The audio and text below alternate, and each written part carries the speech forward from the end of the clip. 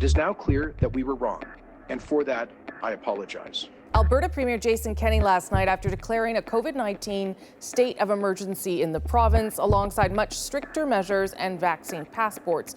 This just 2 months after Alberta lifted most pandemic restrictions with some praise from the Conservative leader.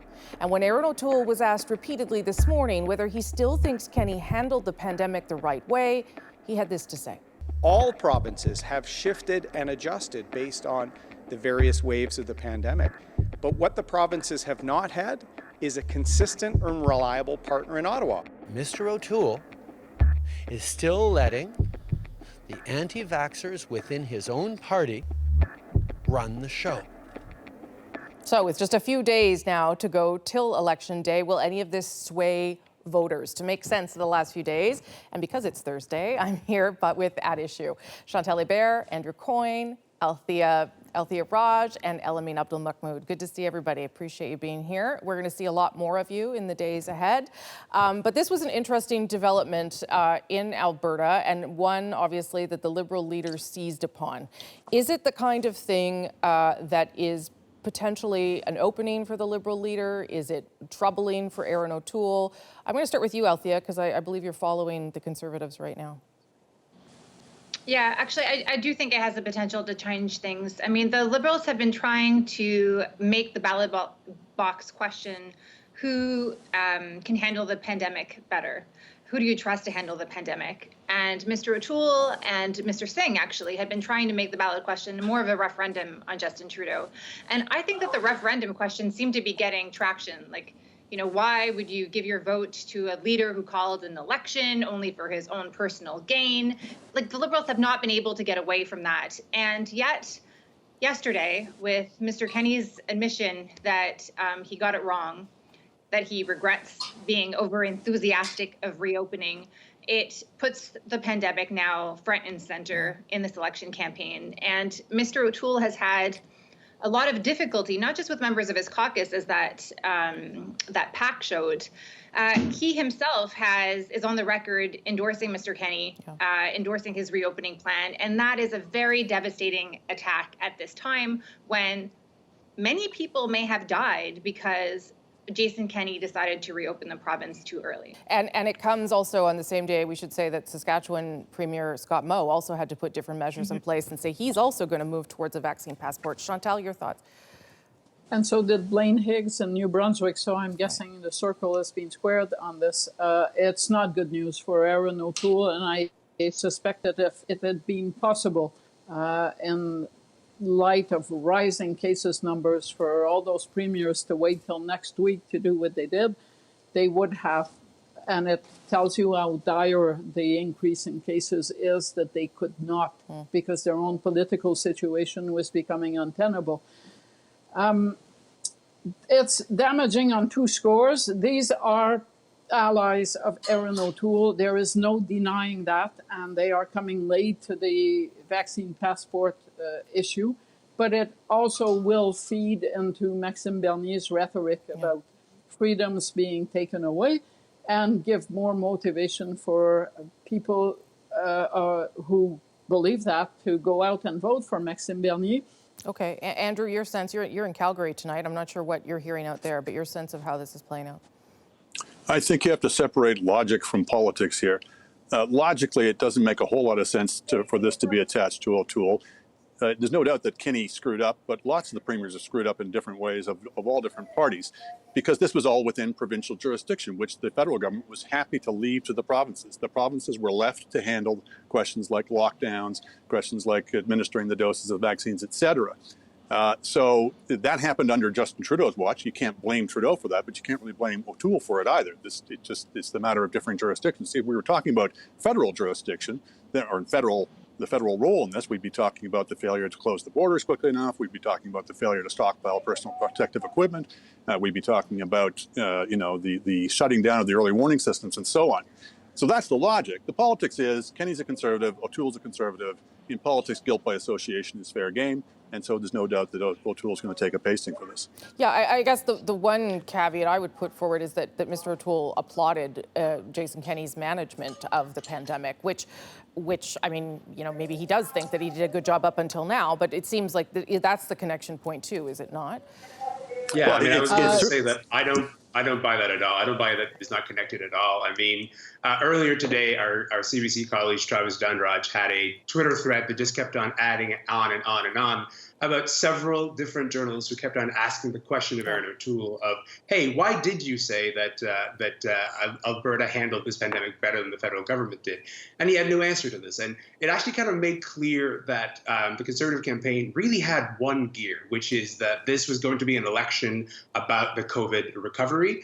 And now that the ballot box question is once again how to manage a pandemic that is still ongoing, and this, of course, has highlighted that again, it appears as though O'Toole is kind of struggling to find that other gear. Andrew, you want it back in there, then Chantal?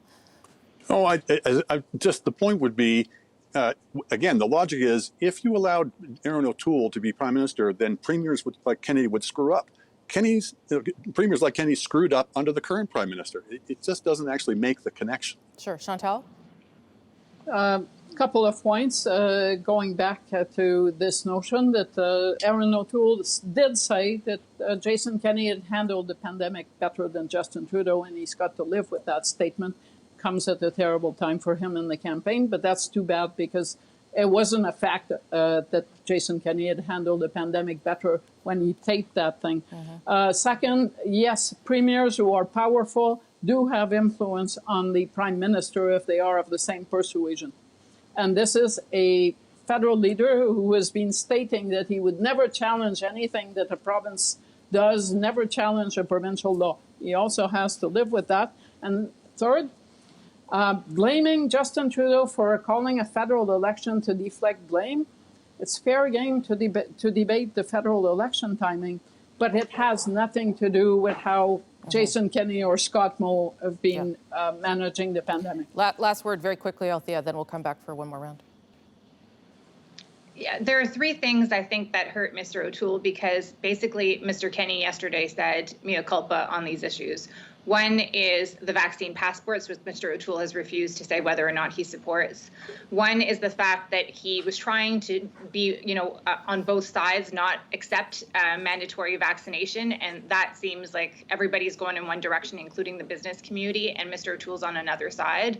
And third, I think this is the most devastating. He kept referring to vaccination as a personal health decision. Yeah. And Mr. Kenney yesterday said, basically, yeah, it's a personal health decision, but everybody else is implicated with it. And basically, this is a decision for which there are societal costs.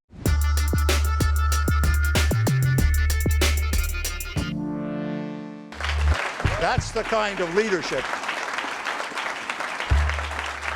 and vision that Erin O'Toole is going to bring to the new Canada. Vote for the Liberal Party for the Prime Minister Justin Trudeau that I know is associated a long time because I was in the house with his father.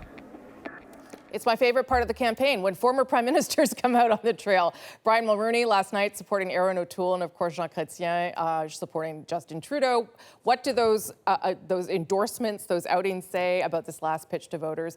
Back with me now, Althea, Chantal, Elamine, and Andrew. Chantal, this is obviously, a try to boost momentum and all sorts of things. But what does it tell you about the campaign, if anything? I don't think you should put them in parallel. I believe Jean Chrétien coming out gives, and it's not meant to make you so nostalgic that you suddenly want to vote for one or the other. Right. It's meant to make Liberal or Conservative foot soldiers feel so good about their party that they're going to work harder to get the vote out. And I believe that is true of Jean Chrétien. That is the impact he has on Liberals who are working to get Liberals elected. Brian Mulroney is another proposition.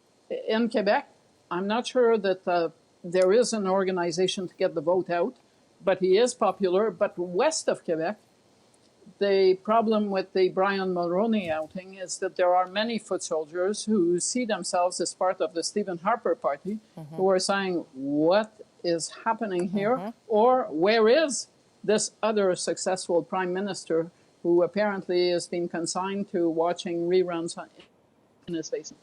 Andrew, I mean, you also wonder if it's trying to send or reinforce the message that Erin O'Toole is more moderate than maybe other Conservatives out there.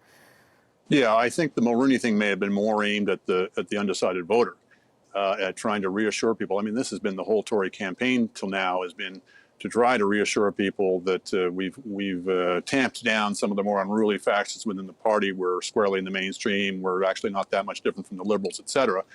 And Mulroney was a highly successful Conservative Prime Minister, back-to-back majorities.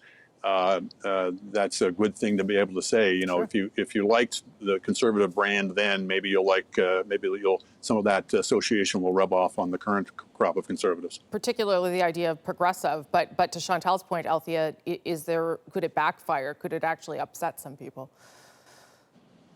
Oh, I already know lots of Harper people were upset by seeing Brian Mulroney out on the campaign trail for Erin O'Toole. I just want to say that I agree actually wholeheartedly with everything Chantal and Andrew just said. The one thing I will add, though, is speaking to Conservative incumbents in Quebec, where Mr. Mulroney did the outing in Orford yesterday.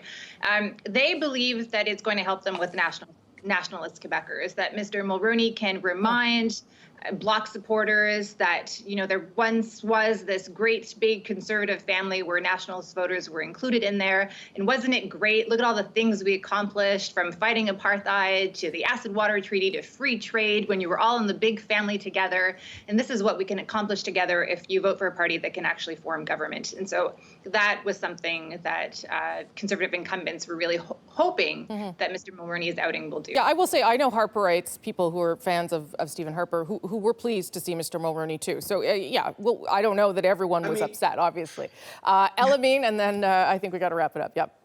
I mean, sure. If you are a Harper Conservative, you might be pleased to see Mulroney. Sure, it's nice to see old friends, but also at the same time, Harper governed this country for a long time, and it feels like a really significant sort of absence to just kind of skip that altogether.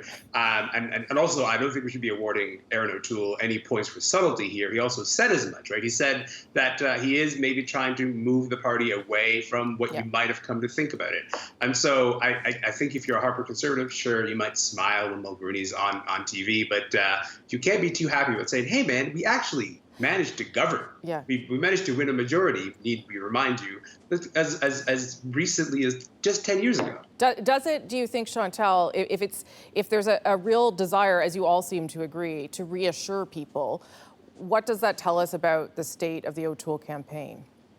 It tells us something about Erin O'Toole, who ran as the anti-return of the Red Tories Mulroney style a year ago for the leadership, and is now happy to have Brian Mulroney contrast with Stephen Harper. About the nostalgia in Quebec for the Mulroney era, yeah, all these things are all true, but I guess you have to put into the mix the failure of the Meech Lake Accord, et cetera, et cetera. So no, there are not that many fond memories of great successes when you put that failure inside the mix for a nationalist Quebecer. Okay, I got to leave it there. Thank you all very much, and people will be pleased to hear that you're coming back Sunday night before election night, and you'll all be here, of course, for many, many hours on election night. So thank you all very much. That's At Issue for tonight. You can catch me and my show, Rosemary Barton, live at 10 a.m. this Sunday. Again, we will have more of The National on Sunday as well, one last time before the polls close.